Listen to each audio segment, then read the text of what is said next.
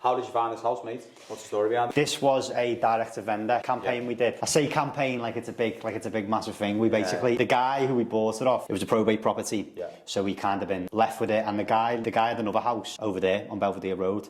It was all blocked up. It was all, so do you know when they have the metal windows, like the metal frames? It's like boarded up basically, but like like with metal frames and all that. And it had a security thing, like a number on. So I rang the security number. Was that the probate, was it? Or? Yeah, so that was on Belvedere Road. So it was a probate, it was empty. And I noticed they put these big shutters on it. The guy whose house it was, who's passed away, he was a multi-millionaire through comics. Oh, yeah. So this guy had this house as a storage property. So there's shelves, he had shelving everywhere. That's why all this is here. He had shelving everywhere. So he was like a multi-millionaire off comics, basically, this fella. And he had shelving everywhere. So we viewed that house. We ended up basically, we rang the company and I said, I've seen this house. You guys have like advertised that you're whatever in it, like boarding it up. Do you know the owner? They were like, yeah, we know the owner, but obviously we can't start giving his name out. I said, can you just tell him I'm interested in buying? So they were like, yeah, we'll pass it on. A few weeks went past, nothing. Just kept pestering him, ringing him. In the end, they basically sent my number over to a solicitor who was dealing with it, probate solicitor. I ended up organising the viewing, but at that point it was on with I Am Sold. Like they said, oh, it's going on with I Am Sold. So I went and viewed it through them. So when I viewed it, made an offer on it, lost out on it. And I rang the solicitor and I actually built quite a good relationship with the solicitor. He said they had this one. So I was like,